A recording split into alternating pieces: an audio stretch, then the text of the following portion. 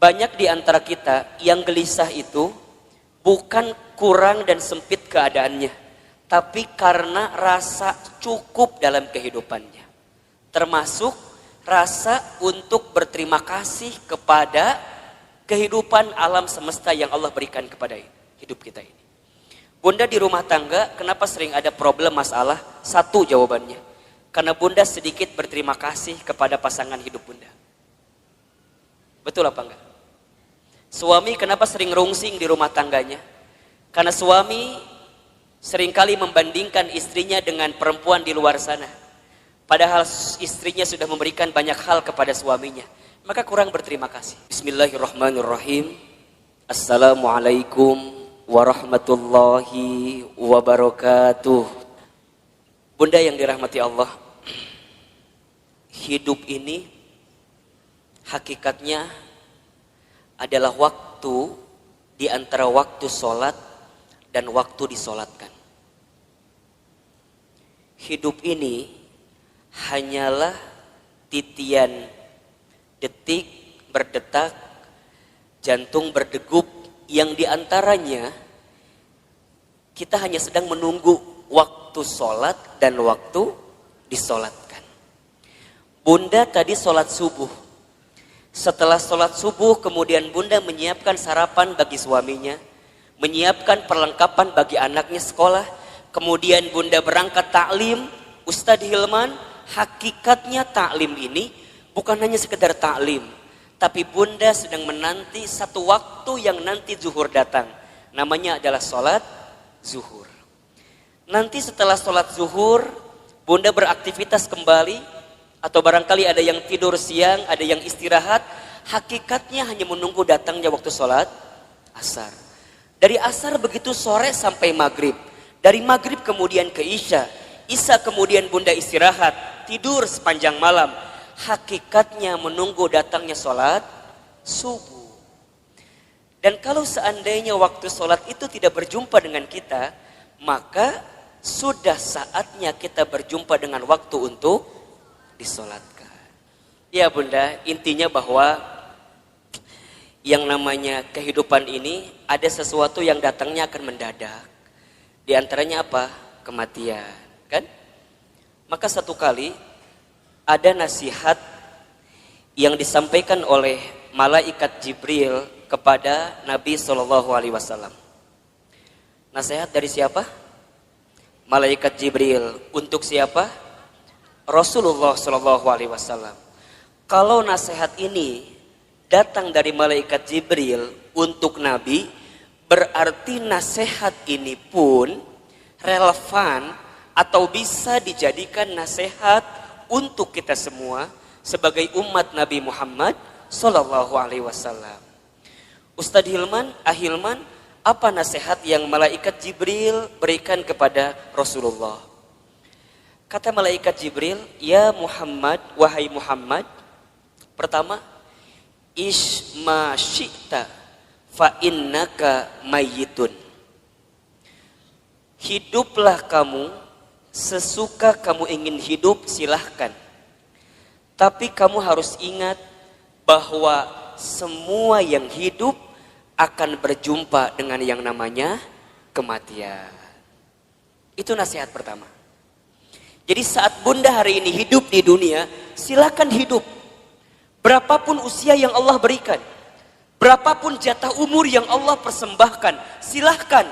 Tapi ingat kata Jibril, dari setiap sendi kehidupan kita, kita semua akan berjumpa dengan yang namanya kematian. Sesungguhnya kematian itu akan datang kepada manusia, kitaban muajjala, datangnya tertentu di waktu yang tiba-tiba. Kitaban muajjala. Kita tahu semua akan mati, kita tahu semua akan wafat, tapi kita semua tidak ada yang tahu kapan kita semua akan diwafatkan. Betul apa betul? Kita semua tahu semua tempat itu bisa jadi tempat potensial untuk kita wafat, tapi kita nggak pernah tahu di tempat mana Allah akan wafatkan diri kita. Maka bagaimana Ustadz menebak semua kematian kita? Rasul pernah mengajarkan kepada kita, innamal mar'u yumitu fil hayat illa ma dzatihi fil hayati dunya. Setiap manusia akan diwafatkan oleh Allah sesuai dengan kebiasaannya saat hidup di dunia. Ustadz baca berita kemarin, ternyata Mas Ashraf itu memang meninggal mendadak karena serangan jantung. Tapi di antara testimoni yang sangat luar biasa, ternyata beliau itu punya yayasan panti asuhan yang setiap bulan beliau support dananya. Jadi bukan hanya beliau sekedar seorang artis, seorang public figure yang mungkin kita tahu wafatnya, tapi di antara kenangan yang sangat luar biasa adalah kemarin ada testimoni dari pimpinan panti asuhannya yang kemudian beliau sampaikan yang membuat dia kehilangan sosok Ashraf itu bukan hanya sosok sebagai public figure, tapi setiap bulan beliau mencintai anak yatim piatu di bawah panti asuhan. Diingat gitu. Nah sekarang Bunda yang ada di sini Ustadz akan tanya, yakin nggak kita semua akan mati? Pasti akan mati, betul? Sekarang kalau seandainya Bunda wafat di waktu yang lebih dekat daripada kehidupan hari ini, persiapan apa yang sudah Bunda lakukan? Hah? Belum ada. Belum ada Ustadz, iya. Justru Bunda datang ta'lim ini persiapan buat menjelang kematian, betul apa enggak? Bunda datang ke majelis ilmu ini persiapan buat menjelang kematian. Dan kalau bicara sibuk mah tuh Bunda, wajah di dia makan sibuk semua merenan. Sibuk. Naon Bunda disibuk naon wae hidup teh. Sok ngumah wadah, bener teh. Di rumah banyak gak yang harus kita ngumah wadah pagi hari ini? Tumbukan baju banyak, setrikaan banyak. Ari ibu teh naon sih gawena? Ngumah wadah, setrikaan, masak. Jadi banyak kesibukan kita. Tapi kenapa di antara Bunda masih punya waktu, masih punya kesempatan, masih kemudian menyegerakan kebaikan ini, datang ke talim ini, kemudian barangkali karena hari ini Masya Allah di atas juga penuh sampai keluar-luar, desek-desekan. Kenapa Ustadz mau seperti ini? Karena satu alasannya, kita nggak pernah tahu bekal apa yang akan kita bawa menuju Allah Subhanahu Wa Taala. Betul apa enggak? Maka Bunda yang dirahmati Allah, ini nasihat juga.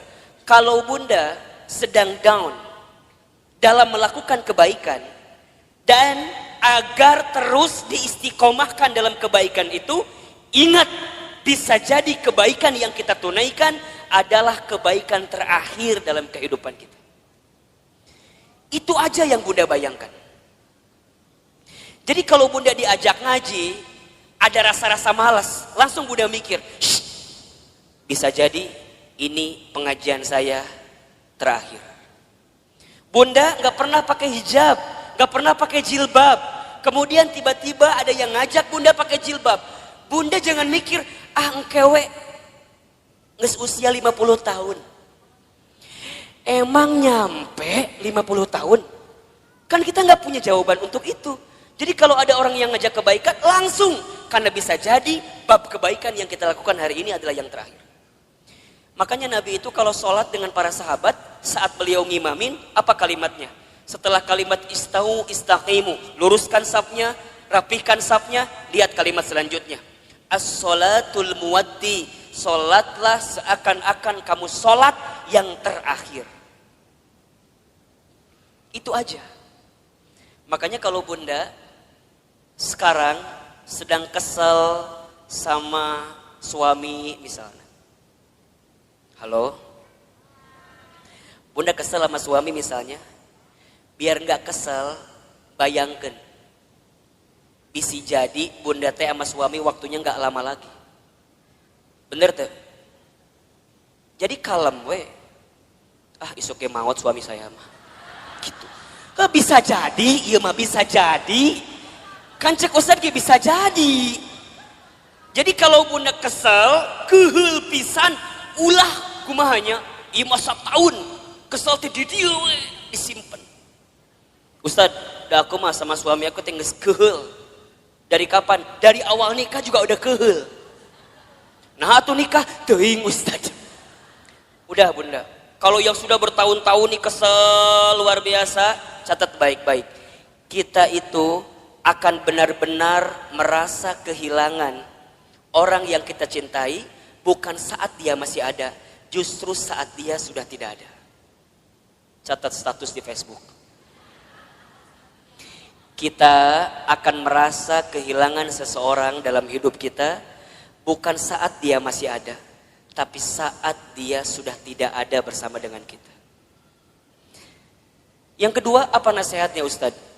Kata Jibril, wa ahbib man syi'ta fa innaka mufarriquh. Ya Muhammad, wahai Muhammad, cintailah siapapun, apapun yang kamu cintai, tapi ingat, kamu akan berpisah dengan siapa atau apa yang kamu cintai itu. Bisa jadi kamu yang berpisah dengan dirinya, atau orang yang kamu cintai berpisah duluan dengan kamu yang mencintainya. Ada saatnya berjumpa dan pasti ada saatnya berpisah.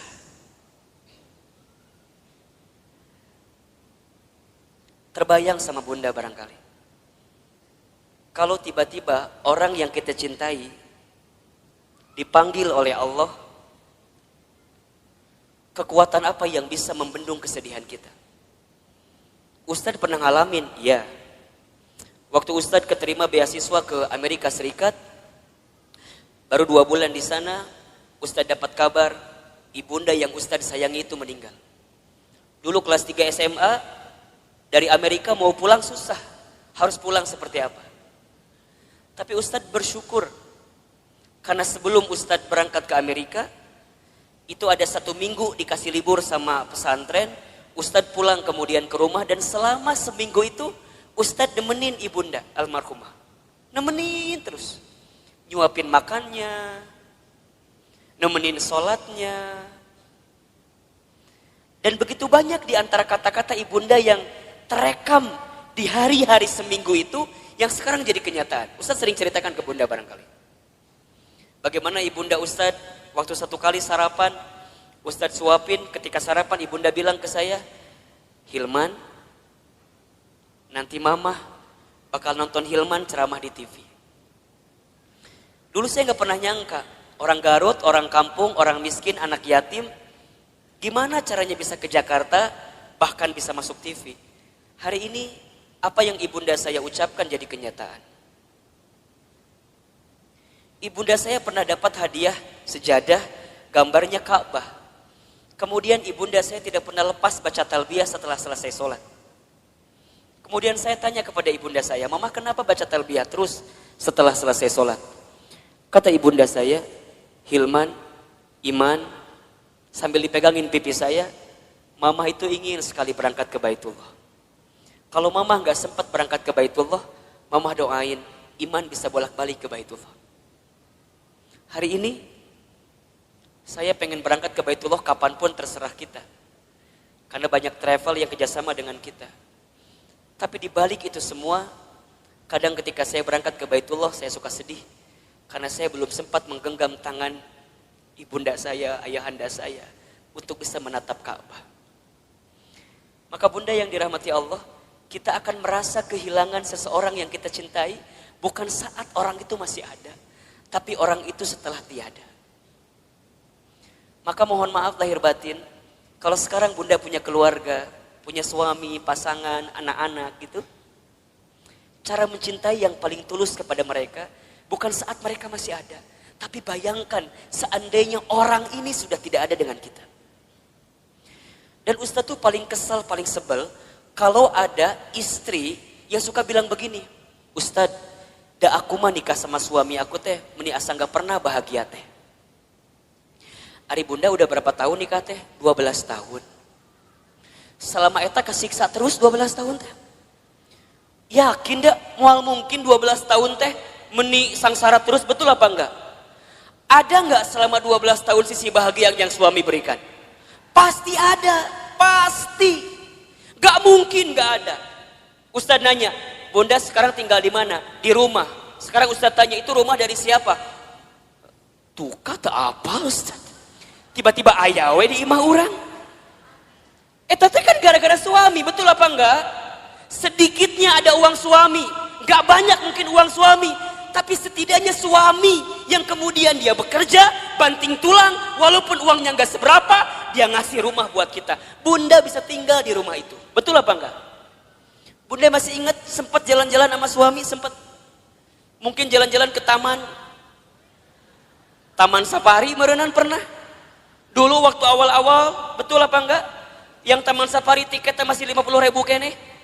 Ayeuna geus 250.000 tiketna. Meureun baheula ke Taman Safari, ayeuna mah ke Taman Coret-Coret. Teu naon? Betul apa enggak? Jadi bunda, mohon maaf ya.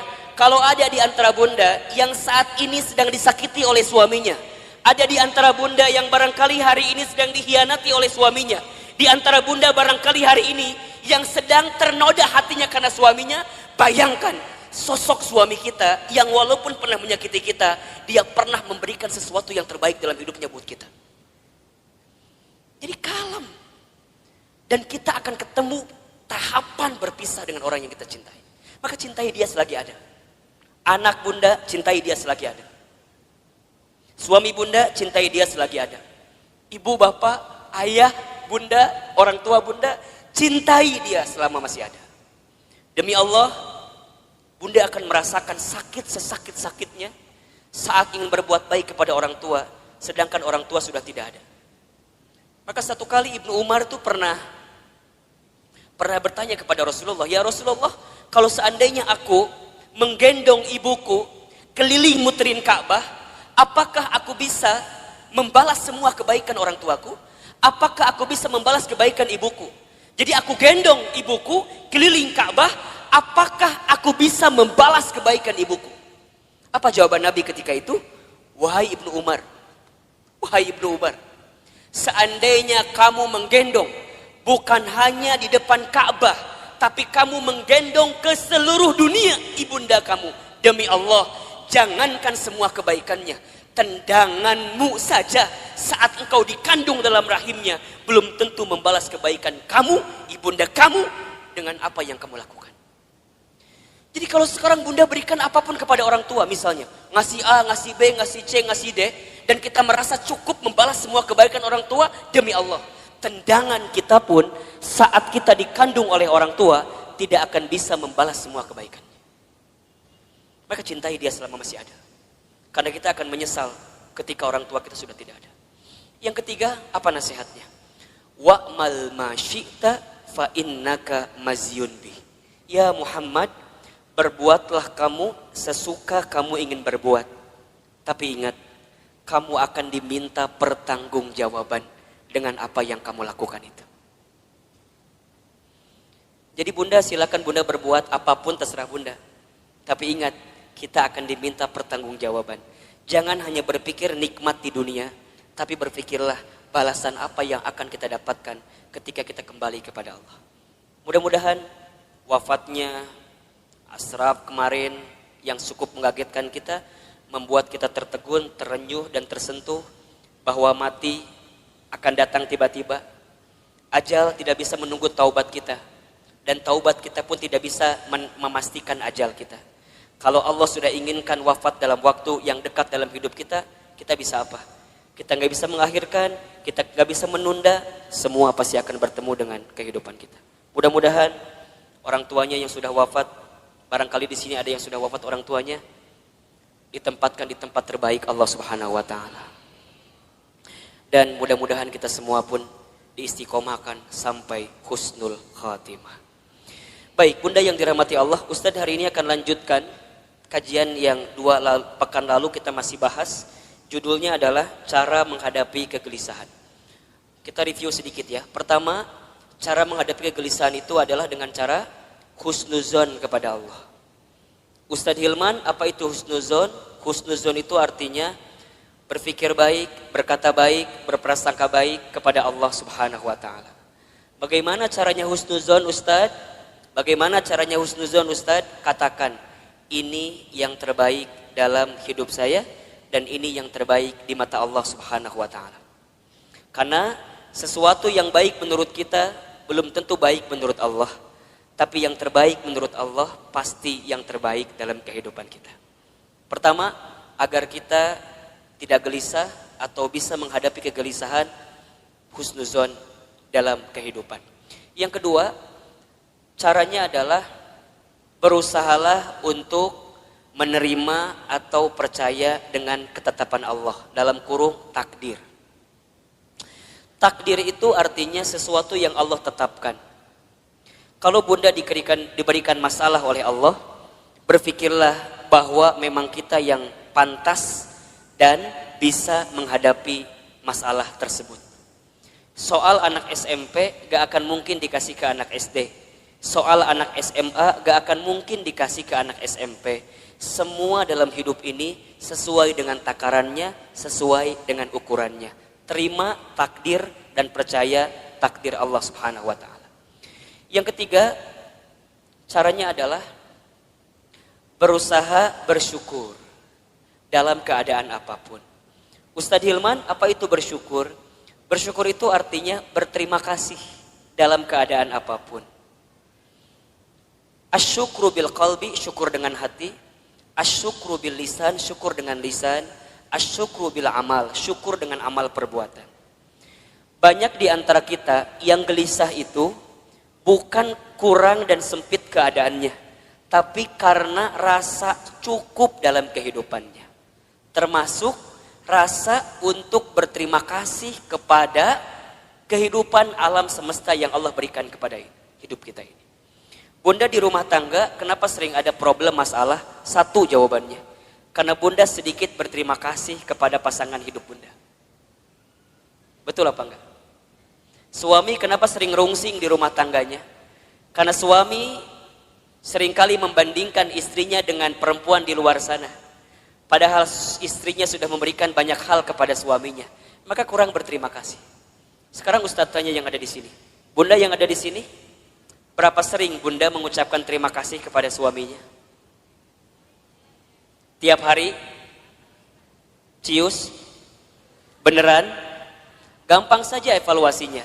Kalau bunda kenapa di rumah tangga itu seakan-akan sempit terus, tidak menemukan jalan keluar terus, cek. Barangkali kita jarang mengucapkan terima kasih kepada pasangan hidup kita.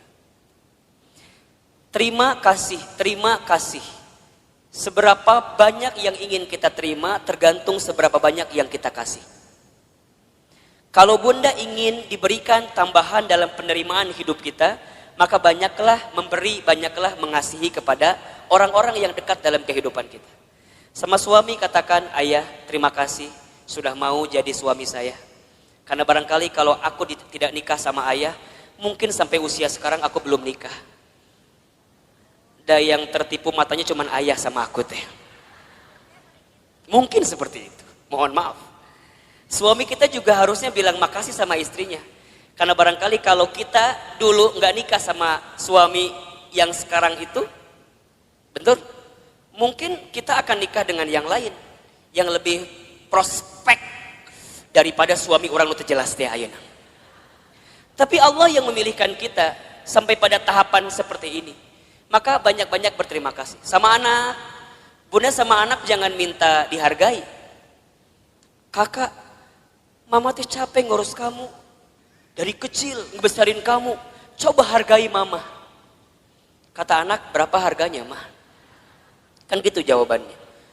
Bunda jangan balik minta penghargaan kepada anak, tapi balikin ke anak. Nah, terima kasih ya. Sudah jadi kakak yang baik, adik yang baik, anak yang baik buat mama. Berharga banget itu anak kita bunda. Investasi akhirat yang tidak akan pernah terputus adalah anak kita. Makanya mohon maaf, Ustadz suka bilang begini.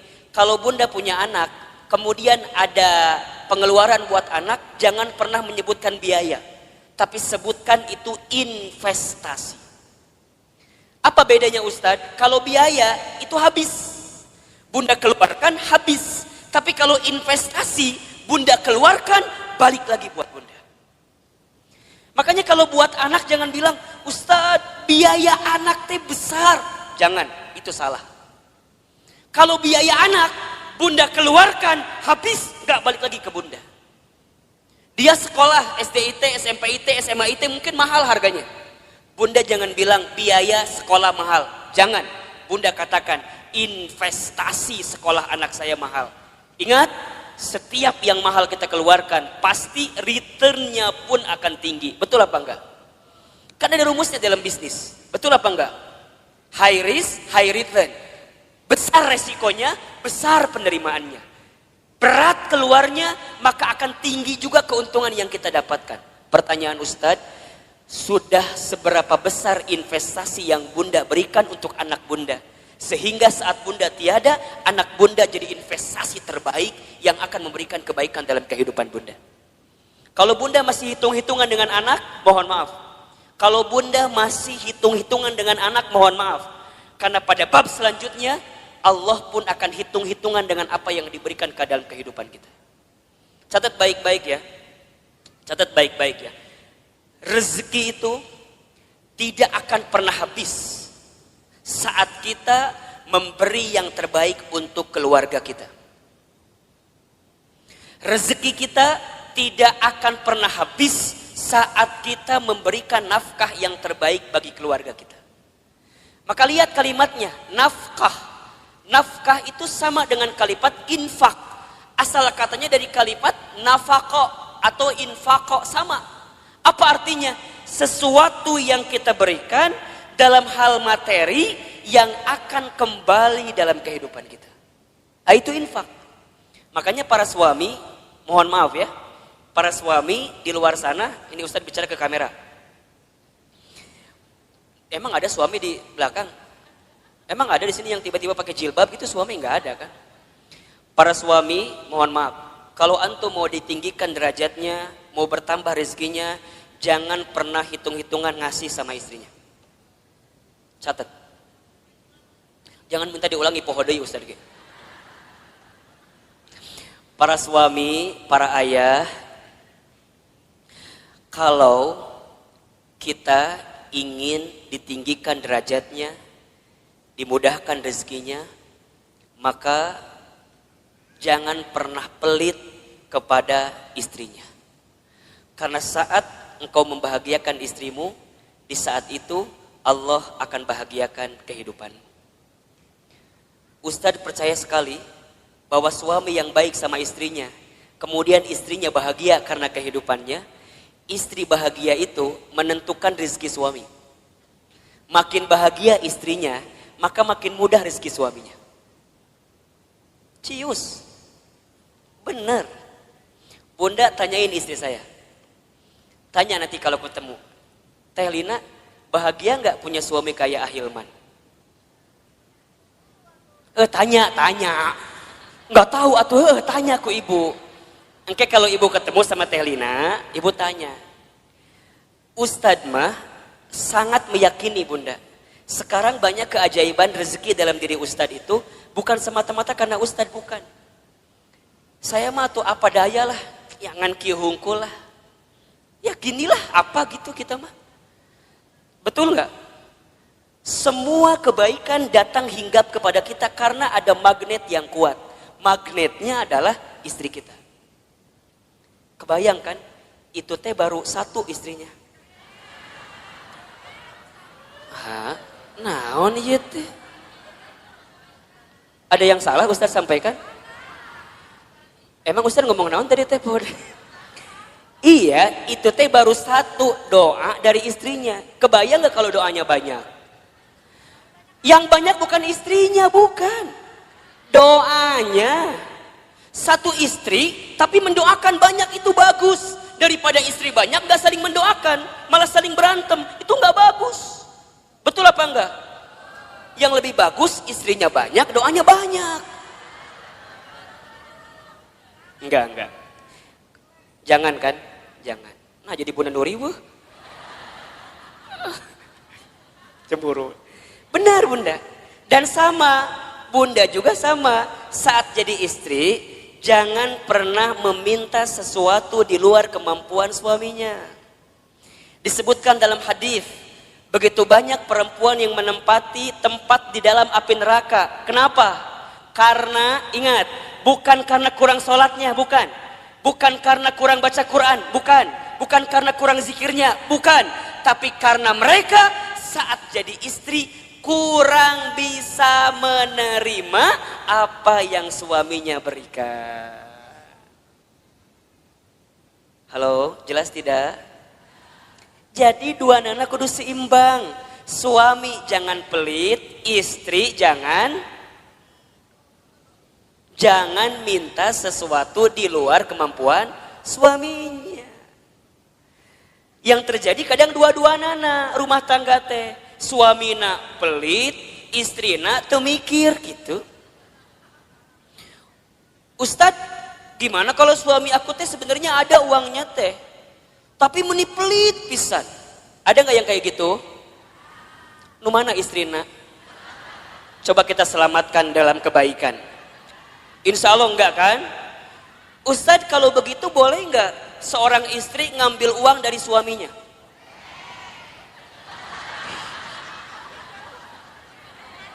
Bahaya loh ini loh. Kela Ustadz nanya nih. Ustadz tanya, Ustadz jalan ke sini lah sedikit. Biar kelihatan mau difoto katanya. Ustadz mau tanya, suaminya punya uang tapi pelit. Bunda boleh ngambil apa enggak?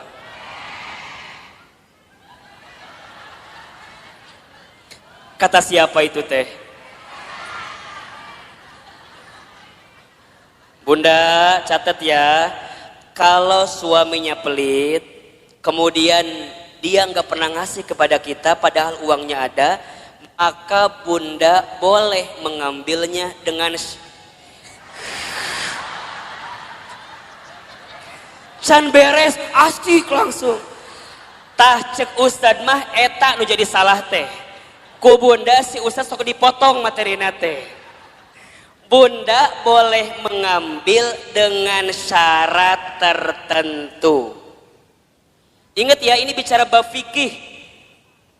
Contoh ya, jadi kalau suami pelit, uangnya ada tapi nggak ngasih ke bunda, bunda boleh ngambil dengan syarat tertentu. Satu, bunda ambil sesuai dengan kebutuhan keluarga. Satu, ingat ya, bukan kebutuhan bunda, kebutuhan keluarga. Jelas kira-kira? Uang dapur kebutuhan bunda atau kebutuhan keluarga? Baik, uang pembantu kebutuhan bunda atau keluarga? Bunda beli tas baru new arrival di Botani, kebutuhan keluarga atau kebutuhan bunda?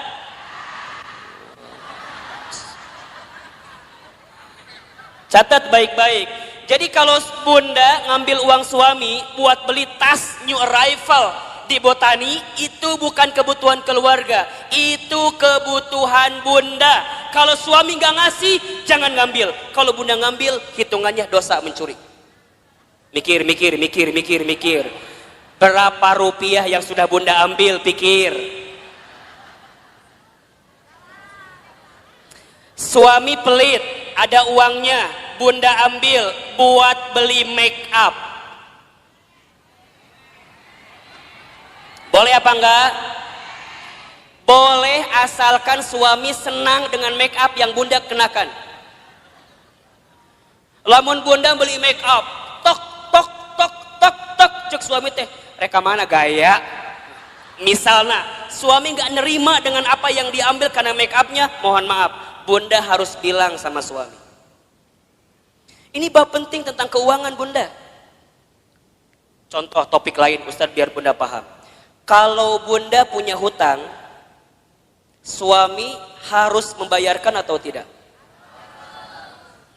Kalau suami punya hutang, bunda kudu bayarkan atau henteu? Cukup membingungkan. Suami punya hutang, bunda kudu bayarin apa enggak? Nah, bunda punya hutang, suami kudu bayarin apa enggak? Yang ketiga tadi, agar kita enggak gelisah, apa tadi? Bersyukur. Baik, yang keempat bunda, kita selesaikan hari ini bab ini ya. Yang keempat, cara menghadapi kegelisahan adalah banyak mendengarkan kata-kata yang baik. Banyak mendengarkan nasihat yang baik. Banyak mendengarkan sesuatu yang baik. ada di surat Az-Zumar ayat 18. Coba dibuka. Surat Az-Zumar ayat 18. Surat ke-39 kalau nggak salah, ayat 18. Boleh Bun dibacain artinya, bantuin ustadznya. Az-Zumar ayat 18. A'udzubillahi minasyaitonirrajim. Yaitu mereka yang mendengarkan perkataan lalu mengikuti apa yang paling baik di antaranya.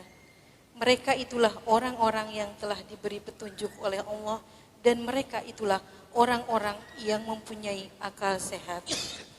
Baik Bunda, perhatikan kalimatnya. Di situ diperintahkan oleh Allah kita semua untuk mendengarkan sesuatu yang baik.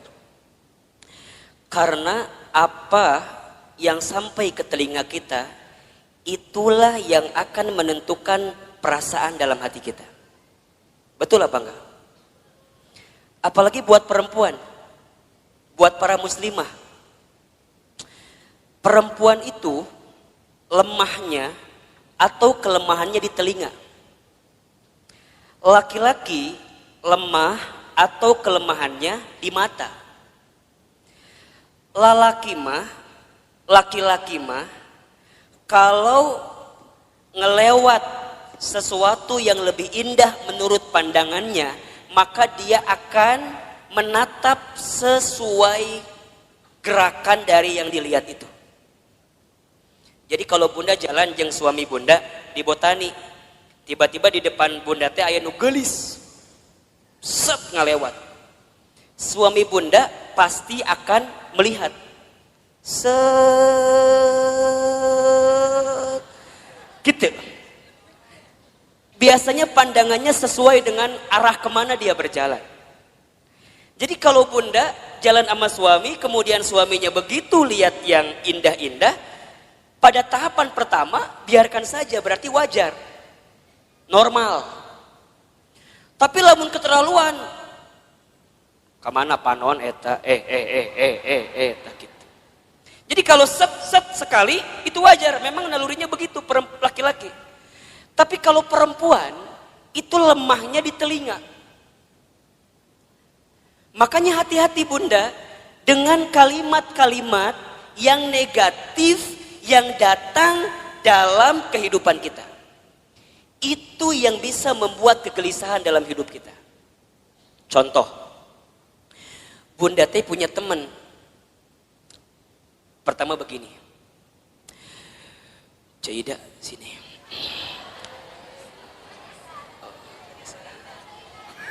Misal namanya teh Cida, teman kita teh. Nungguin Cida pasti ya tadi teh. Misalnya Bunda teh cerita sama teman Bunda, siapa namanya? Cida. Cida dulu. Sini. Bunda teh cerita apa? Gini ceritanya. Cida. Naon cekokom gitu. Misal yang cerita teh cekokomnya, ibu mau cerita ke Cida gitu. Cida, iya naon cekokom. Cekokom tuh cerita, ibu namanya cekokom ya. Naon cekokom cerita naon cek Cida teh. Cekokom teh kieu ceritana teh. Cek, saya teh lagi pusing ku naon. Anak saya teh udah kuliah, tapi kalau disuruh sholat melihara rese pisan. Ih, hese disuruh sholat teh. Padahal manehna teh apal eta teh kewajiban, tapi meuni hese. Berkali-kali kadang subuh mah ku saya teh sok disiram ku cai. Kadang sok dibuat ieu gempa susulan, da beh hudang teh gitu. Tapi meuni hese dihudangkeun teh. Kadang-kadang aku teh suka merasa bersalah. Aku teh ngaji tapi anak aku mending susah diajak sholat teh. Cekokom cerita sama siapa? Cida. Karena Cida teh bagus, teman yang baik, maka lihat jawabannya. Cekokom. Iya Cida gitu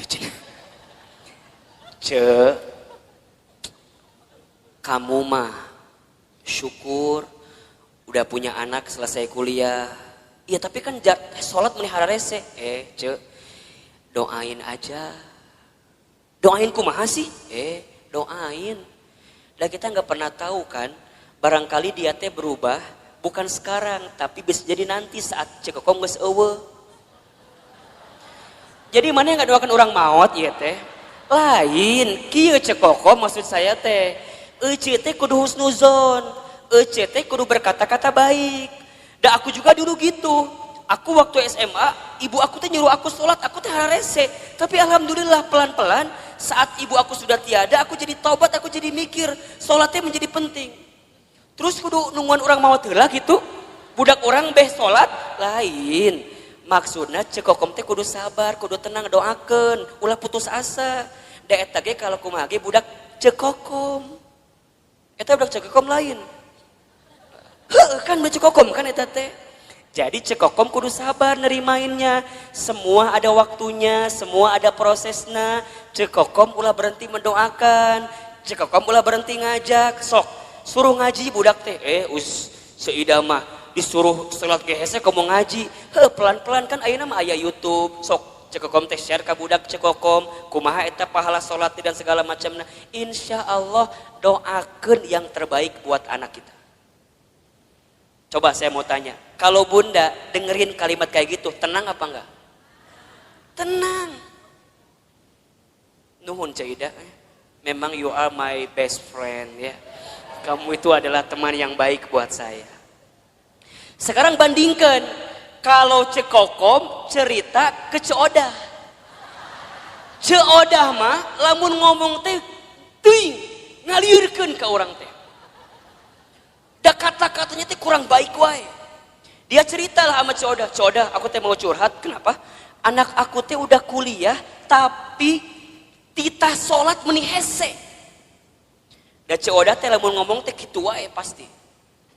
Cekokom, apal teu? Eta teh pasti pangaruh ti suami cekokom. Coba.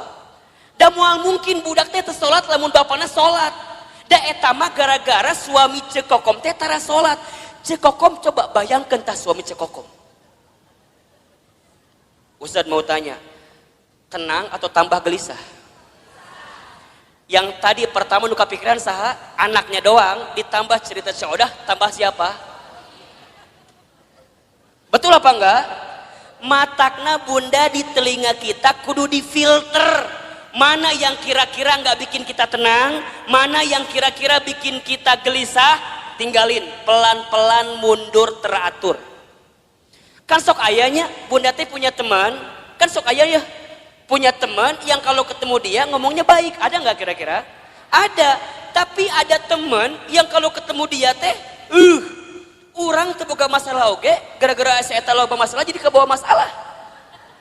Betul apa enggak? Matakna hati-hati dengan teman-teman yang berkata kurang baik dalam kehidupan kita. Ingat nih, perempuan itu telinganya sangat lemah.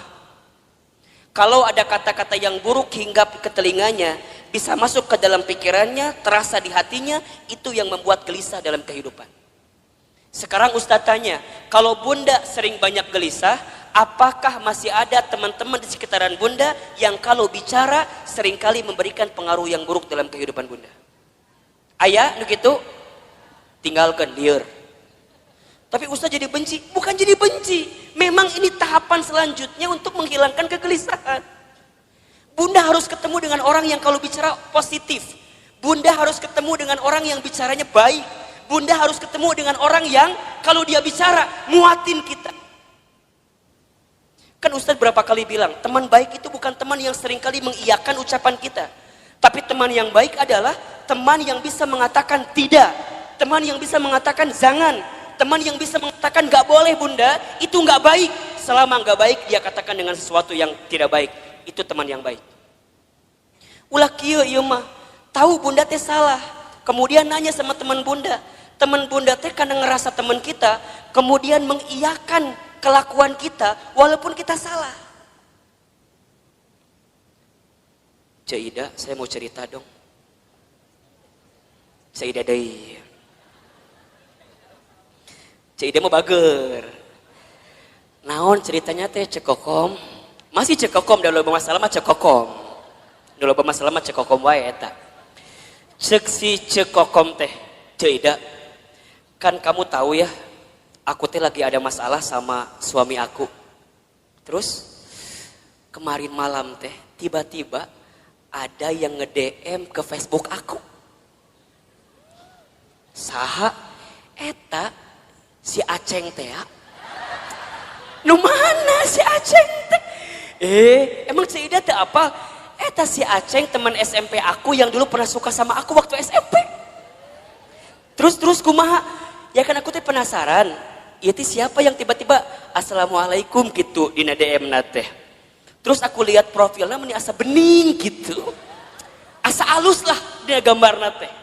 Aku teh balas weh, daripada bingung kan ini teh saha, barangkali teman aku. Aku balas weh, waalaikumsalam. Terus dia bilang gini, kamu masih kenal sama aku apa enggak?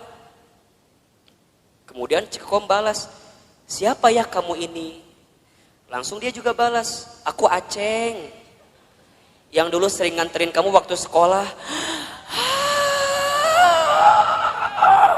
Kan langsung terbayangnya SMA 5 Bogor, kebayangkan? Kan bunda teh baheula sekolah di SMA 5 Bogor. Jadi jeung si Aceng teh sok dahar di kantin. Meuli bala-bala 5 ngaku hiji teh ya baheula. Masih inget kene kan kisah eta teh. Darmaji dahar 5 ngaku hiji teh ya. Jeung si Aceng teh. Tiba-tiba si Aceng datang di saat waktu yang tepat, betul gak sih? Di saat kita teh lagi bener-bener punya masalah sama suami, datang si Aceng. Ngobrol kasih Ceuida. Cek Ceuida teh, cek Kokom. Ingat, kamu teh masih punya suami. Hargai suami kamu. Oh gitu Ceuida.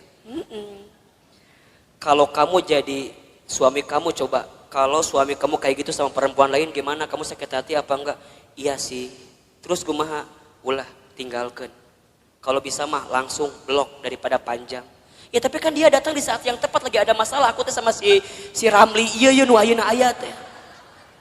Misal suamina Ramli nu ayeuna aya teh. Tapi itu nggak bagus. Nah, teman yang baik mah, teman yang kayak Ceuida tadi, yang katakan nggak boleh itu nggak bagus.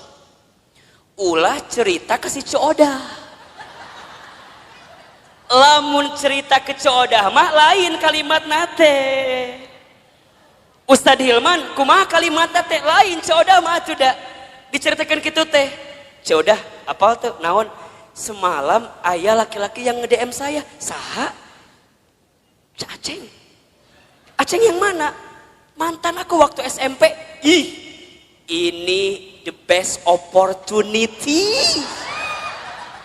Kesempatan terbaik itu buat kamu. Kenapa emangnya? Kan kamu lagi ada masalah sama si Ramli suami kamu. Udah we atuh sama si Aceng gak masalah dah itu mah. Hati-hati. Jeung si Coodah kadang-kadang sok nanya deui gitu. Kamu lihat di mana sih si Aceng? Aku lihat di profilnya kumaha halus teh. Aku lihat dia pakai mobil, gonta-ganti mobilnya teh. Manya. Kon wah langsung mobil gonta-ganti. Wah! Manya. Kadang Avanza mobilnya teh. Kadang R3. Hati-hati. Bisa jadi supir Grab eta teh. Da tergoda teh ya eta ku si mobil, bunda dengerin kata-kata Coodah yang kurang baik, ujungnya apa? Udah cekokom eta kesempatan, peluang, nggak akan datang 2 kali loh kayak si Aceng kayak gitu. Nges, beda kamu mah lagi ada masalah sama suami kamu, bisa jadi ini jalan keluar dan doa-doa yang Allah ijabah buat kamu. Sok hati-hati, hati-hati. Jadi ayah juga Coodah ayah di dia nusuk juga si Coodah ngomong ayah. Ingat ya, kata-kata buruk itu bunda akan mempengaruhi pikiran kita. Pikiran kita mempengaruhi hati kita. Sama bunda juga, kalau bunda hidup di rumah tangga dengan suami, kalimat suami seringkali mendatangkan hal-hal yang negatif dalam kehidupan bunda. Naon tinggalkan. Kalau suami kata-katanya kurang baik didengar oleh kalimat bunda, maka bunda katakan kepada suami bunda, ayah, kalau ayah nggak bisa berperilaku sesuai kemauan bunda, minimal ayah tidak berkata-kata yang buruk dalam kehidupan rumah tangga kita. Mungkin suami kita belum bisa berubah dengan kemauan kita. Setidaknya suami kita tidak berkata-kata buruk dengan ucapannya dalam kehidupan rumah tangga kita. Karena mohon maaf, para istri banyak yang tersakiti hatinya bukan semata-mata karena kelakuan suaminya, tapi lebih banyak karena kata-kata dari siapa? Betul apa enggak?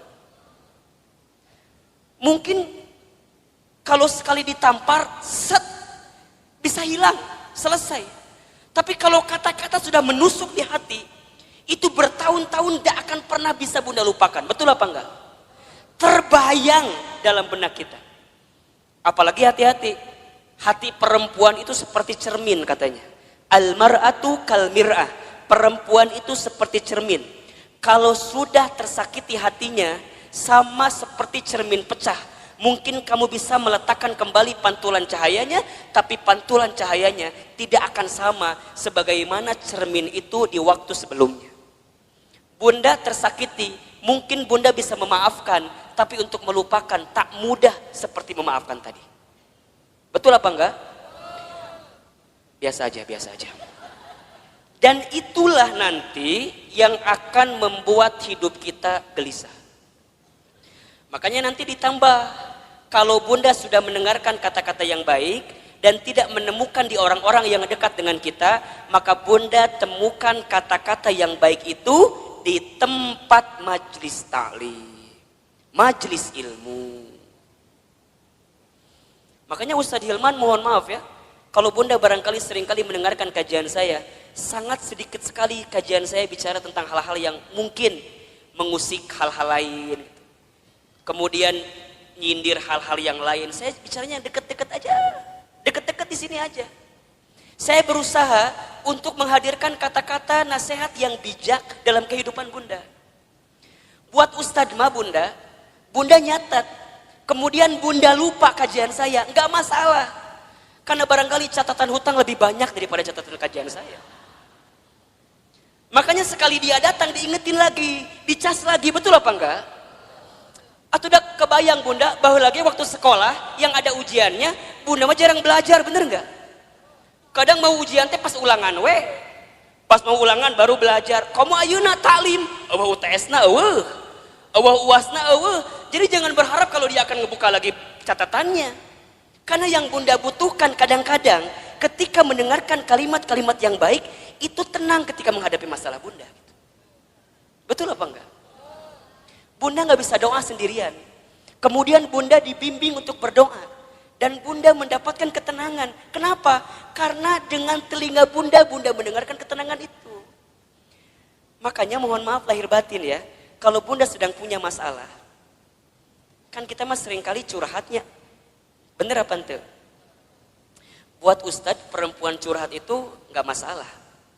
Karena barangkali buat perempuan itu adalah cara dia menyelesaikan masalah dia. Betul? Kan kadang-kadang bunda mah kalau udah curhatnya jadi agak tenang kan. Dan yang paling hebat mah kadang-kadang curhat manehna solusi oge, manehna oge. Nges beres ngomong baru dia keluarkan solusinya. Ustadz aku begini. Tapi kan aku harusnya begini ya Ustadz ya. Eta jawabannya. Ngomong sorangan jawab sorangan ta eta. Mungkin buat perempuan itu jadi jawaban ya silahkan saja. Tapi alangkah lebih baik kalau bunda sedang ada masalah, bunda temukan seseorang yang ketika dia bicara bisa mengeluarkan kata-kata baik yang menenangkan kehidupan bunda. Misalnya bunda ketemu Ustadz, ulah ngomong kieu, Ustadz aku mau curhat. Ulah liur ka Ustadna. Langsung Ustadz bisa nasehatin saya apa enggak? Karena tanpa bunda cerita pun Ustadz udah tahu. Dari wajah gak bisa bohong. Nukie ya wajah-wajah banyak masalah pasti. Nukie nih wajah ada masalah sama suaminya kelihatan. Ustadz dari mana kelihatannya? Air mata gak bisa bohong. Betul apa enggak? Air mata itu lebih deras mengalir saat kita tersakiti oleh orang yang dekat dalam kehidupan kita. Air mata, coba Ustadz mau nanya, nangis itu lebih sakit yang mana? Yang terisak-isak atau yang dia menangis pelan sampai dia nggak bisa keluar air matanya saking sedih? Nah, nu mana coba? Dua nana. Bener nggak sih? Kadang-kadang bunda teh mau curhat nggak bisa, pernah nggak kayak gitu tuh? Mau ngomong nggak bisa karena saking sakitnya perasaan kita, pernah nggak kayak begitu? Kan kalau pada bab gitu jadi pusing kan? Misalnya bunda nih janjian sama saya di kantor saya di Jalan Azimar 3, kantor teman hijrah. Bunda pernah main ke sana? Nanti main ke sana ya.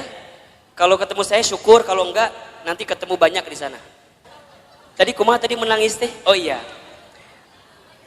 Oh, lebih sakit mana? Menangis yang terisak-isak atau menangis yang air mata keluar tapi mulut nggak bisa bicara?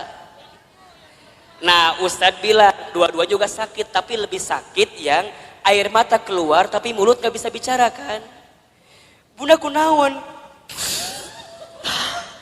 Kunaon? Kunaon? Kan liar kan? Ustadz tinggalkan naon? Ditanya. Oh, ternyata Ustadz baru tahu bunda. Kalau ada masalah jangan ditanya katanya. Betul apa enggak? Jangan kunaon, jangan, karena perempuan gak akan jawab. Bunda kunaon? Gitu bukan Ustadz, gitu. Gitu kumaha? Gitu pokoknya mah. Ustadz ngerti kan? Kumaha coba? Orang bisa ngerti kumaha. Oh ternyata bunda dengan ilmu jadi kebalik. Artinya kalau ada perempuan yang cerita, ibu yang cerita, dia sebenarnya tidak butuh dalam artian solusi dengan masalahnya. Berarti kalau dia sedang nangis, kita dengarkan aja tangisannya. Sok nangis yang banyak. Ayo yang banyak.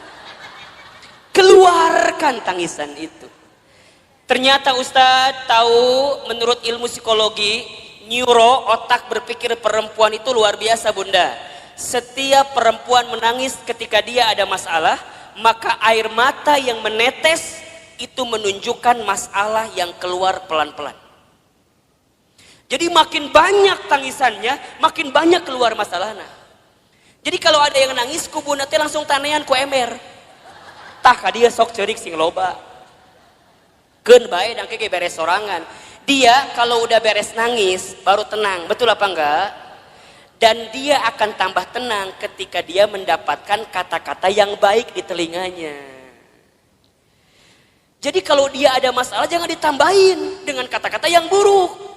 Misalnya dia nangis nih, gitu wae ceurik,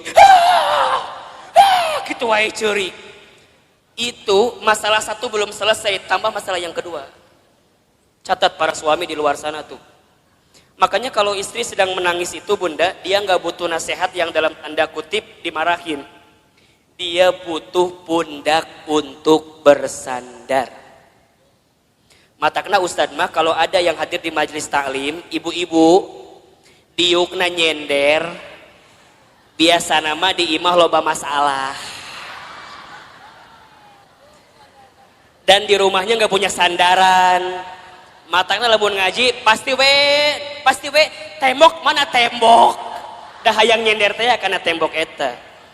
Ayo bunda harus temukan seseorang yang saat dia bicara menenangkan kehidupan kita.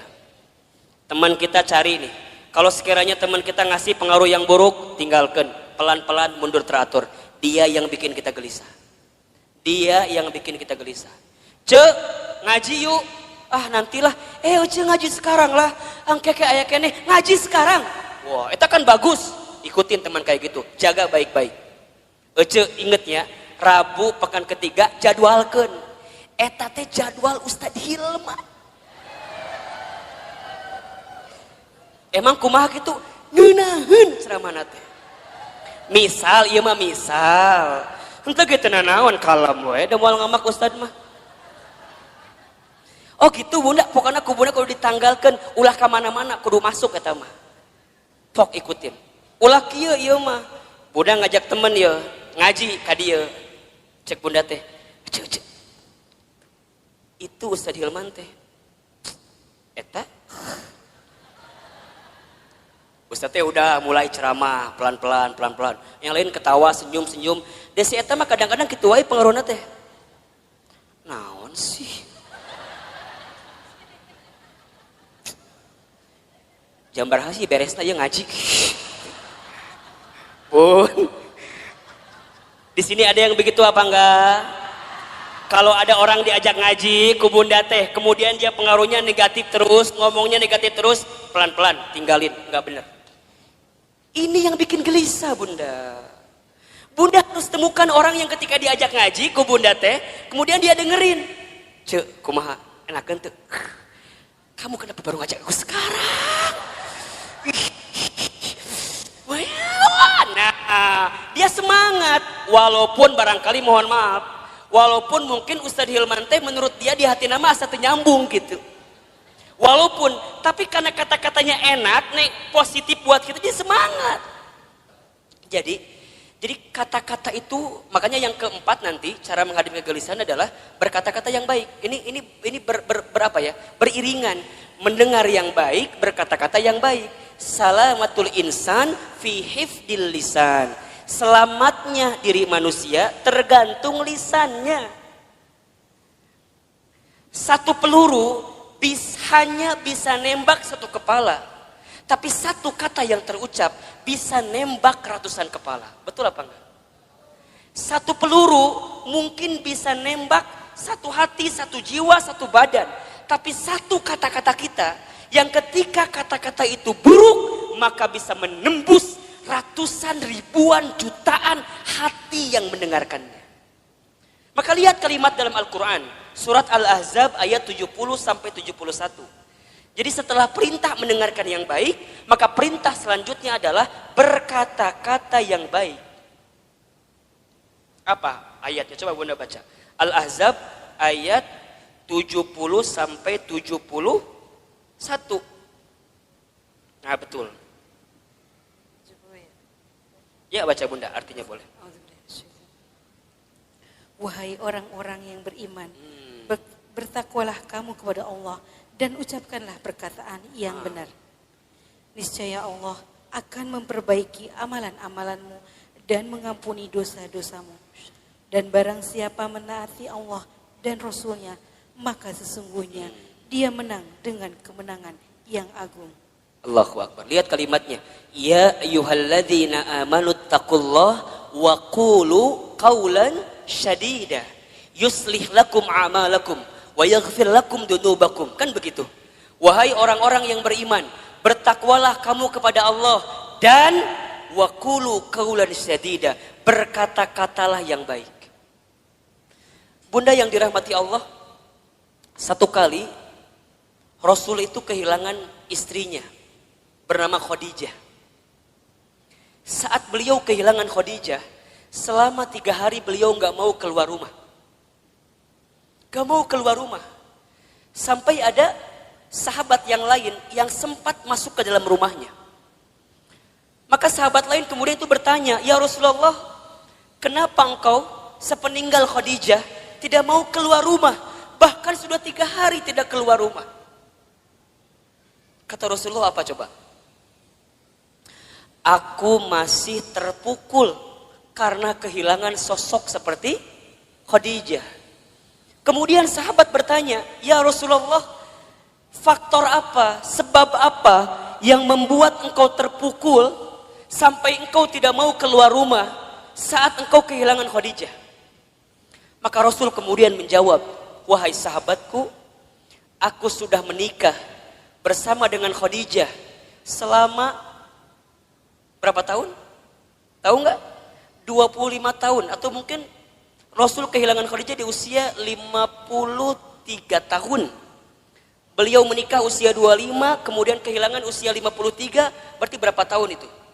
28 tahun, berarti berumah tangga selama 28 tahun. Apa jawaban Nabi ketika itu?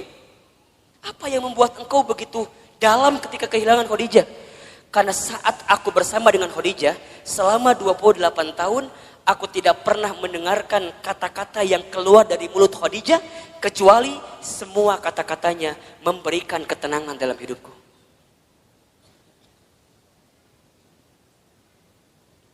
Coba Bunda bayangin. Aku tidak pernah mendengarkan kata-kata yang keluar dari Khadijah kecuali semuanya memberikan ketenangan dalam hidupku. Sekarang Ustaz tanya, Bunda di rumah tangga punya suami Bunda kalau mendengar kata-kata Bunda tambah masalah, hilang masalah. Ulangi. Suami teh di kantor lagi ada masalah, balik ke imah ketemu Bunda, saat Bunda ngomong hilang masalahnya atau tambah masalahnya? Tambah atau hilang? Bener.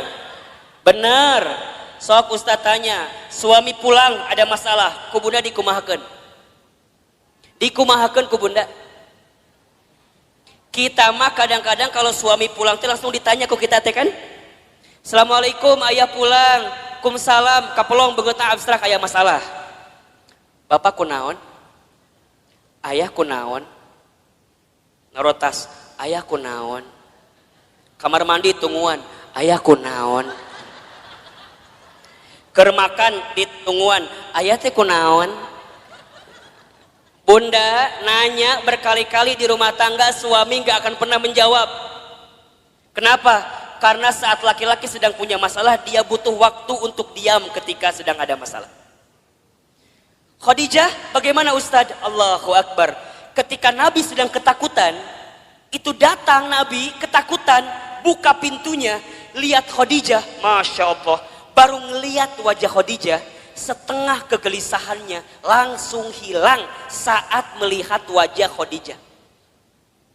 Suami orang mah ningali wajah orang teh. Assalamualaikum. Datang kita, kumsalam. Iya problem deui. Komo lamun Bunda nyambutnya dengan nyambut yang tidak baik teh ya. Assalamualaikum, ayah pulang. Waalaikumsalam, bapak pas SPP budak candi bayar. Bukan hilang masalah, malah tambah. Waalaikumsalam, ayah pulang. Ayah, lihat. Mama lagi pakai jilbab baru, bagus nggak? Biasa aja. Lihat dong, bagus nggak? Bagus, tapi can dibayar. Masalah nambah atau kurang? Khadijah mah enggak Bunda. Nabi ketakutan, apa yang Khadijah lakukan? Khadijah cuma senyum. Yang Khadijah lakukan langsung memeluk Rasulullah. Set, dipeluk. Dibisikin di telinganya, ya Rasulullah, jangan takut, ada aku di sisimu. Kalau di luar sana ada orang yang membencimu, maka aku yang paling pertama mencintaimu. Kalau di luar sana ada yang menyakitimu, maka aku yang pertama kali membelamu. Tuh, lihat. Masya Allah Bunda, dipeluk, dibisikin. Semua ketakutan Nabi hilang saat dipeluk dan dibisikin sama siapa? Khadijah. Matakna Bunda belajar dong sama Khadijah. Iya mah harapan hayang suami siga Rasulullah. Urangna cek siga Khadijah. Cik atuh mikir mah nya gitu. Jadi kumaha Ustad? Nanti kalau suami pulang ada masalah langsung loba nanya. Langsung we. Assalamualaikum, ayah pulang, kelihatan ada masalah, langsung. Ayah. Tatap tuh ibu teh langsung set, langsung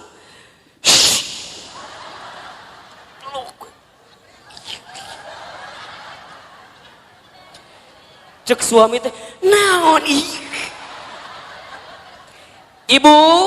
Kalau suami berontak lebih kuat ibu kencengannya, ulah dia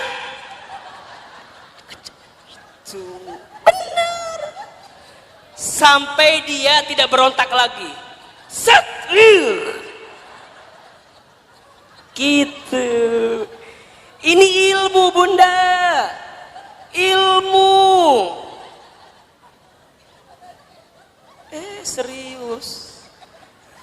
Jadi kumaha, set, langsung dibisikan.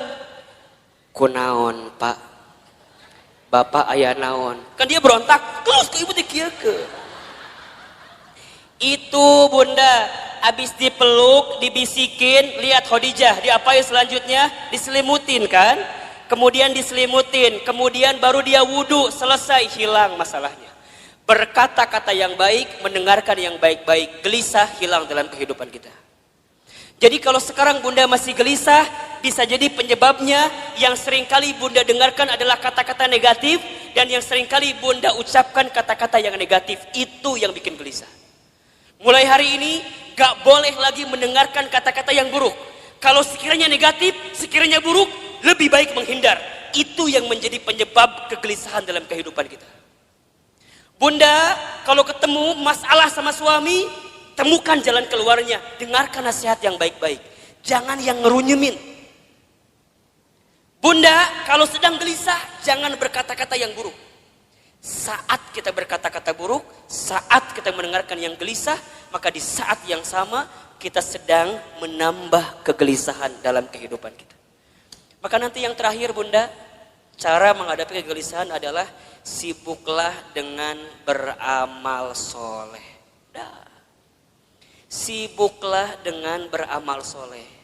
Catat ya, amal itu ada 3. 1, ada amal soleh. 2, ada amal ibadah. 3, ada amal jariah. 1 apa? Amal soleh. 2, amal ibadah. 3, amal jariah. Ahilman, Ustadz Hilman, apa perbedaannya? Amal soleh itu artinya semua perkataan atau perbuatan yang disukai dan diridhoi oleh Allah. Itu amal soleh. Saya ulangi. Amal soleh itu semua perkataan atau perbuatan yang disukai oleh Allah dan diridhoi oleh Allah. Yang kedua, ada amal ibadah. Amal ibadah itu artinya semua aktivitas yang diniatkan untuk Allah dengan teknis dan aturan. Amal ibadah artinya semua perkara, semua aktivitas yang diniatkan untuk Allah dengan teknis dan aturan yang sudah ditentukan. Paham? Oke. Yang ketiga, ada amal jariah. Amal jariah itu semua perkara yang bermanfaat yang dilakukan saat kita hidup dan masih bermanfaat walaupun kita sudah wafat. Jelas? Amal jariah adalah semua perkara yang bermanfaat yang dilakukan saat kita hidup dan masih bermanfaat walaupun kita sudah wafat. Jadi ada amal soleh, ada amal ibadah, ada amal jariah. Amal soleh apapun yang bunda lakukan, yang bunda ucapkan, selama Allah suka, selama Allah ridho, itu amal soleh. Ngaji, ini amal soleh. Allah suka apa enggak? Allah ridho apa enggak? Ridho. Bunda baca Al-Quran, amal soleh atau bukan? Amal soleh. Allah suka, Allah ridho. Amal ibadah mah amal yang aturannya ada. Sholat, amal ibadah. Bunda nggak bisa sholat di luar ketentuan Allah. Misal, tiba-tiba jam 11 siang sholat. Ditanya ke budak, mah sholat naon? Zuhur. Kan can waktuna, geus teu kuat hayang sholat. Teu bisa. Da sholat mah amal ibadah, kudu aya aturanana. Betul apa enggak? Sholat kudu tertib. Allahu Akbar. Bacaan pertama apa? Iftitah baru Al-Fatihah. Teu bisa. Allahu Akbar. At-tahiyatulillah. Teu bisa. Eta mah engke di ujung. Betul apa enggak? Eta amal ibadah. Kalau amal jariyah yang bunda lakukan sekarang tapi manfaatnya terus menerus. Wakaf tuh tadi ada, infak beras, ya kan? Kemudian bunda bantuin bangun pesantren, jadi orang tua asuh. Mohon doanya bunda, Ustadz sedang merancang sekolah juga di daerah Bogor insya Allah. Dalam waktu dekat nanti bunda juga akan diundang untuk menjadi bagian yang yang diundang lah oleh Allah untuk membantu semuanya insya Allah. Jadi itu hal-hal yang baik dalam kehidupan kita. Nah, amal soleh itu bunda bisa menghilangkan kegelisahan kita. Jadi kalau bunda ada masalah, ganti dengan sesuatu yang bisa menyelesaikan masalah kita. Bunda yang dirahmati Allah, hidup ini hakikatnya adalah waktu di antara waktu sholat dan waktu disolatkan.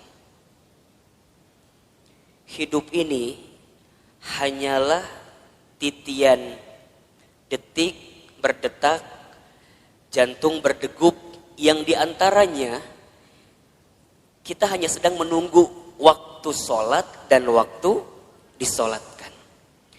Bunda tadi sholat subuh. Setelah sholat subuh kemudian bunda menyiapkan sarapan bagi suaminya, menyiapkan perlengkapan bagi anaknya sekolah, kemudian bunda berangkat taklim. Ustadz Hilman, hakikatnya taklim ini bukan hanya sekedar taklim, tapi bunda sedang menanti satu waktu yang nanti zuhur datang. Namanya adalah sholat zuhur. Nanti setelah sholat zuhur, bunda beraktivitas kembali, atau barangkali ada yang tidur siang, ada yang istirahat. Hakikatnya hanya menunggu datangnya waktu sholat asar. Dari asar begitu sore sampai maghrib. Dari maghrib kemudian ke isya. Isya kemudian bunda istirahat, tidur sepanjang malam. Hakikatnya menunggu datangnya sholat subuh. Dan kalau seandainya waktu sholat itu tidak berjumpa dengan kita, maka sudah saatnya kita berjumpa dengan waktu untuk disolatkan. Ya bunda, intinya bahwa yang namanya kehidupan ini ada sesuatu yang datangnya akan mendadak. Di antaranya apa? Kematian. Kan? Maka satu kali ada nasihat yang disampaikan oleh malaikat Jibril kepada Nabi SAW. Nasihat dari siapa? Malaikat Jibril. Untuk siapa? Rasulullah SAW. Kalau nasihat ini datang dari malaikat Jibril untuk Nabi, berarti nasihat ini pun relevan atau bisa dijadikan nasihat untuk kita semua sebagai umat Nabi Muhammad SAW. Ustadz Hilman, Ahilman, apa nasihat yang malaikat Jibril berikan kepada Rasulullah? Kata malaikat Jibril, ya Muhammad, wahai Muhammad, pertama, isma syi'ta fa innaka mayyitun. Hiduplah kamu sesuka kamu ingin hidup, silahkan. Tapi kamu harus ingat bahwa semua yang hidup akan berjumpa dengan yang namanya kematian. Itu nasihat pertama.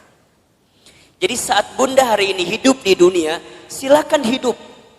Berapapun usia yang Allah berikan, berapapun jatah umur yang Allah persembahkan, silahkan. Tapi ingat kata Jibril, dari setiap sendi kehidupan kita, kita semua akan berjumpa dengan yang namanya kematian. Sesungguhnya kematian itu akan datang kepada manusia kitabam muajjala, datangnya tertentu di waktu yang tiba-tiba. Kitabam muajjala. Kita tahu semua akan mati, kita tahu semua akan wafat, tapi kita semua tidak ada yang tahu kapan kita semua akan diwafatkan. Betul apa betul? Kita semua tahu semua tempat itu bisa jadi tempat potensial untuk kita wafat. Tapi kita nggak pernah tahu di tempat mana Allah akan wafatkan diri kita. Maka bagaimana Ustadz menebak semua kematian kita? Rasul pernah mengajarkan kepada kita, innamal mar'u yumitu fil hayat illa ma zatihi fil hayati dunya. Setiap manusia akan diwafatkan oleh Allah sesuai dengan kebiasaannya saat hidup di dunia. Ustadz baca berita kemarin, ternyata Mas Ashraf itu memang meninggal mendadak karena serangan jantung. Tapi di antara testimoni yang sangat luar biasa, ternyata beliau itu punya yayasan panti asuhan yang setiap bulan beliau support dananya.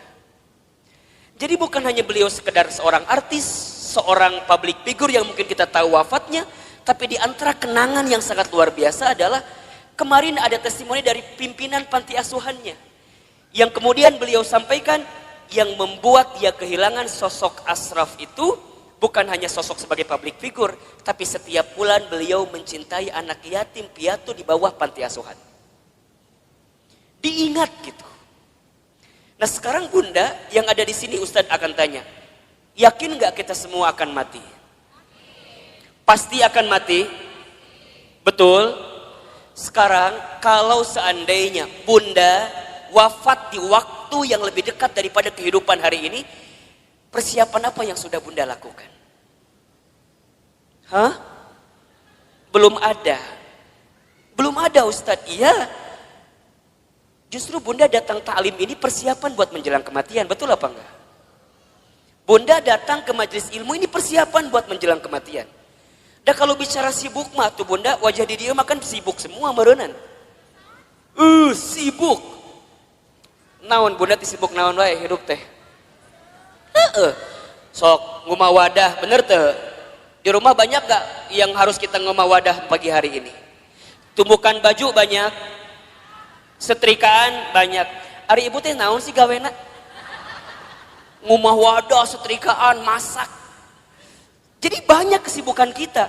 Tapi kenapa di antara Bunda masih punya waktu, masih punya kesempatan, masih kemudian menyegerakan kebaikan ini, datang ke talim ini, kemudian barangkali karena hari ini Masya Allah di atas juga penuh sampai keluar-luar, desek-desekan. Kenapa Ustadz mau seperti ini? Karena satu alasannya, kita nggak pernah tahu bekal apa yang akan kita bawa menuju Allah Subhanahu Wa Taala. Betul apa enggak? Maka Bunda yang dirahmati Allah, ini nasihat juga. Kalau Bunda sedang down dalam melakukan kebaikan dan agar terus diistiqomahkan dalam kebaikan itu, ingat, bisa jadi kebaikan yang kita tunaikan adalah kebaikan terakhir dalam kehidupan kita. Itu aja yang Bunda bayangkan. Jadi kalau Bunda diajak ngaji, ada rasa-rasa malas, langsung Bunda mikir, bisa jadi ini pengajian saya terakhir. Bunda gak pernah pakai hijab, gak pernah pakai jilbab. Kemudian tiba-tiba ada yang ngajak Bunda pakai jilbab. Bunda jangan mikir, engkewe nges usia 50 tahun. Emang nyampe 50 tahun? Kan kita nggak punya jawaban untuk itu. Jadi kalau ada orang yang ngajak kebaikan, langsung. Karena bisa jadi bab kebaikan yang kita lakukan hari ini adalah yang terakhir. Makanya Nabi itu kalau sholat dengan para sahabat, saat beliau ngimamin, apa kalimatnya? Setelah kalimat istau istaqimu, luruskan safnya, rapihkan safnya, lihat kalimat selanjutnya. As-sholatul muwaddi, sholatlah seakan-akan kamu sholat yang terakhir. Itu aja. Makanya kalau Bunda sekarang sedang kesel sama suami misalnya. Halo? Bunda kesel sama suami misalnya. Biar nggak kesel, bayangkan. Bisa jadi Bunda teh sama suami waktunya nggak lama lagi. Bener tuh? Jadi kalem we. Isuke maut suami saya mah. Gitu. Bisa jadi, iya mah bisa jadi. Kan cek Ustadz bisa jadi. Jadi kalau Bunda kesel, kehel pisan, ulah kumahanya, iya masa tahun. Kesel teh di dia we, disimpan. Ustadz, dah aku mah sama suami aku tinggal kehel. Dari kapan? Dari awal nikah juga udah kehel. Nah atuh nikah, teuing Ustadz. Udah bunda, kalau yang sudah bertahun-tahun nih kesel luar biasa, catat baik-baik. Kita itu akan benar-benar merasa kehilangan orang yang kita cintai, bukan saat dia masih ada, justru saat dia sudah tidak ada. Catat status di Facebook. Kita akan merasa kehilangan seseorang dalam hidup kita bukan saat dia masih ada, tapi saat dia sudah tidak ada bersama dengan kita. Yang kedua, apa nasihatnya Ustadz? Kata Jibril, wa ahbib man syi'ta fa innaka mufarriquh. Ya Muhammad, wahai Muhammad, cintailah siapapun, apapun yang kamu cintai, tapi ingat, kamu akan berpisah dengan siapa atau apa yang kamu cintai itu. Bisa jadi kamu yang berpisah dengan dirinya, atau orang yang kamu cintai berpisah duluan dengan kamu yang mencintainya. Ada saatnya berjumpa dan pasti ada saatnya berpisah.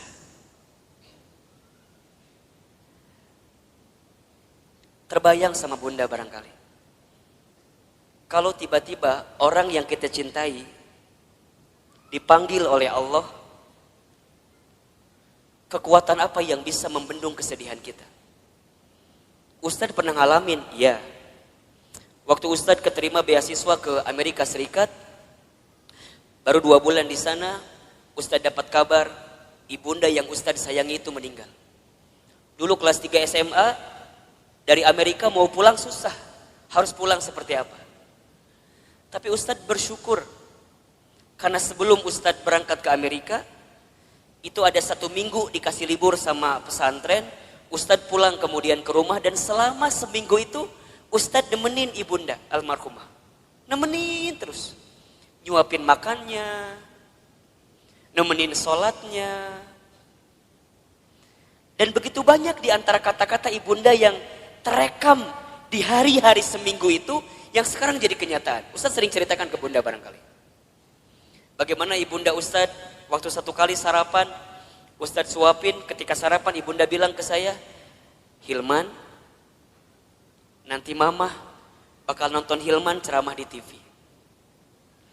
Dulu saya gak pernah nyangka, orang Garut, orang kampung, orang miskin, anak yatim, gimana caranya bisa ke Jakarta, bahkan bisa masuk TV.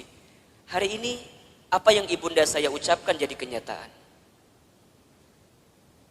Ibunda saya pernah dapat hadiah sejadah, gambarnya Ka'bah. Kemudian ibunda saya tidak pernah lepas baca talbiyah setelah selesai sholat. Kemudian saya tanya kepada ibunda saya, Mama kenapa baca talbiyah terus setelah selesai sholat? Kata ibunda saya, Hilman, Iman, sambil dipegangin pipi saya, Mama itu ingin sekali berangkat ke Baitullah. Kalau Mama nggak sempat berangkat ke Baitullah, Mama doain Iman bisa bolak-balik ke Baitullah. Hari ini, saya pengen berangkat ke Baitullah kapanpun terserah kita. Karena banyak travel yang kerjasama dengan kita. Tapi di balik itu semua, kadang ketika saya berangkat ke Baitullah, saya suka sedih. Karena saya belum sempat menggenggam tangan ibunda saya, ayahanda saya, untuk bisa menatap Ka'bah. Maka bunda yang dirahmati Allah, kita akan merasa kehilangan seseorang yang kita cintai, bukan saat orang itu masih ada, tapi orang itu setelah tiada. Maka mohon maaf lahir batin, kalau sekarang bunda punya keluarga, punya suami, pasangan, anak-anak gitu, cara mencintai yang paling tulus kepada mereka, bukan saat mereka masih ada, tapi bayangkan seandainya orang ini sudah tidak ada dengan kita. Dan Ustadz tuh paling kesal, paling sebel, kalau ada istri yang suka bilang begini, Ustadz, da aku mah nikah sama suami aku teh, meni asa gak pernah bahagia teh. Ari bunda udah berapa tahun nikah teh? 12 tahun. Selama eta kesiksa terus 12 tahun teh. Yakin dak mual mungkin 12 tahun teh meni sangsara terus, betul apa enggak? Ada enggak selama 12 tahun sisi bahagia yang suami berikan? Pasti ada, pasti. Gak mungkin gak ada. Ustadz nanya, Bunda sekarang tinggal di mana? Di rumah. Sekarang Ustadz tanya, itu rumah dari siapa? Tuh kata apa Ustadz? Tiba-tiba ayawe di imah orang. Tapi kan gara-gara suami, betul apa enggak? Sedikitnya ada uang suami. Gak banyak mungkin uang suami. Tapi setidaknya suami yang kemudian dia bekerja, banting tulang, walaupun uangnya nggak seberapa, dia ngasih rumah buat kita. Bunda bisa tinggal di rumah itu. Betul apa enggak? Bunda masih ingat sempat jalan-jalan sama suami, sempat mungkin jalan-jalan ke taman safari merenan pernah. Dulu waktu awal-awal, betul apa enggak? Yang taman safari tiketnya masih 50.000 kene. Ayeuna geus 250.000 tiketna. Meureun baheula ke taman safari, ayeuna mah ke taman coret-coret. Teu naon? Betul apa enggak? Jadi Bunda, mohon maaf ya. Kalau ada di antara Bunda yang saat ini sedang disakiti oleh suaminya, ada di antara Bunda yang barangkali hari ini sedang dikhianati oleh suaminya, di antara Bunda barangkali hari ini yang sedang ternoda hatinya karena suaminya, bayangkan sosok suami kita yang walaupun pernah menyakiti kita, dia pernah memberikan sesuatu yang terbaik dalam hidupnya buat kita. Jadi kalem. Dan kita akan ketemu tahapan berpisah dengan orang yang kita cintai. Maka cintai dia selagi ada. Anak Bunda, cintai dia selagi ada. Suami Bunda, cintai dia selagi ada. Ibu, bapak, ayah, Bunda, orang tua Bunda, cintai dia selama masih ada. Demi Allah, Bunda akan merasakan sakit sesakit-sakitnya saat ingin berbuat baik kepada orang tua, sedangkan orang tua sudah tidak ada. Maka satu kali Ibnu Umar itu pernah bertanya kepada Rasulullah, ya Rasulullah, kalau seandainya aku menggendong ibuku keliling muterin Ka'bah, apakah aku bisa membalas semua kebaikan orang tuaku? Apakah aku bisa membalas kebaikan ibuku? Jadi aku gendong ibuku keliling Ka'bah, apakah aku bisa membalas kebaikan ibuku? Apa jawaban Nabi ketika itu? Wahai Ibnu Umar, seandainya kamu menggendong bukan hanya di depan Ka'bah, tapi kamu menggendong ke seluruh dunia ibunda kamu, demi Allah, jangankan semua kebaikannya, tendanganmu saja saat engkau dikandung dalam rahimnya belum tentu membalas kebaikan kamu, ibunda kamu dengan apa yang kamu lakukan. Jadi kalau sekarang Bunda berikan apapun kepada orang tua, misalnya ngasih A, ngasih B, ngasih C, ngasih D, dan kita merasa cukup membalas semua kebaikan orang tua, demi Allah, tendangan kita pun saat kita dikandung oleh orang tua tidak akan bisa membalas semua kebaikannya. Maka cintai dia selama masih ada, karena kita akan menyesal ketika orang tua kita sudah tidak ada. Yang ketiga, apa nasihatnya? Wa'mal ma syi'ta fa innaka mazyun bih. Ya Muhammad, berbuatlah kamu sesuka kamu ingin berbuat. Tapi ingat, kamu akan diminta pertanggungjawaban dengan apa yang kamu lakukan itu. Jadi Bunda, silakan Bunda berbuat apapun terserah Bunda. Tapi ingat, kita akan diminta pertanggungjawaban. Jangan hanya berpikir nikmat di dunia, tapi berpikirlah balasan apa yang akan kita dapatkan ketika kita kembali kepada Allah. Mudah-mudahan wafatnya Ashraf kemarin yang cukup mengagetkan kita, membuat kita tertegun, terenyuh dan tersentuh bahwa mati akan datang tiba-tiba. Ajal tidak bisa menunggu taubat kita, dan taubat kita pun tidak bisa memastikan ajal kita. Kalau Allah sudah inginkan wafat dalam waktu yang dekat dalam hidup kita, kita bisa apa? Kita nggak bisa mengakhirkan, kita nggak bisa menunda, semua pasti akan bertemu dengan kehidupan kita. Mudah-mudahan orang tuanya yang sudah wafat, barangkali di sini ada yang sudah wafat orang tuanya, ditempatkan di tempat terbaik Allah Subhanahu wa taala. Dan mudah-mudahan kita semua pun diistiqomahkan sampai husnul khatimah. Baik, Bunda yang dirahmati Allah, Ustadz hari ini akan lanjutkan kajian yang pekan lalu kita masih bahas. Judulnya adalah cara menghadapi kegelisahan.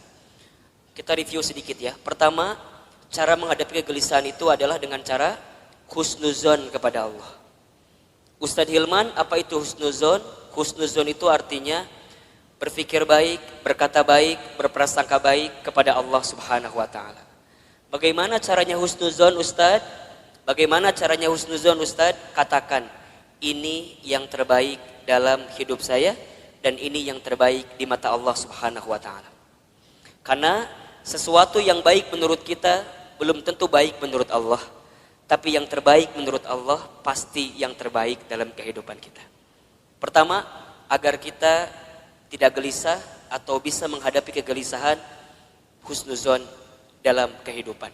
Yang kedua, caranya adalah berusahalah untuk menerima atau percaya dengan ketetapan Allah, dalam kurung takdir. Takdir itu artinya sesuatu yang Allah tetapkan. Kalau bunda diberikan masalah oleh Allah, berpikirlah bahwa memang kita yang pantas dan bisa menghadapi masalah tersebut. Soal anak SMP gak akan mungkin dikasih ke anak SD. Soal anak SMA gak akan mungkin dikasih ke anak SMP. Semua dalam hidup ini sesuai dengan takarannya, sesuai dengan ukurannya.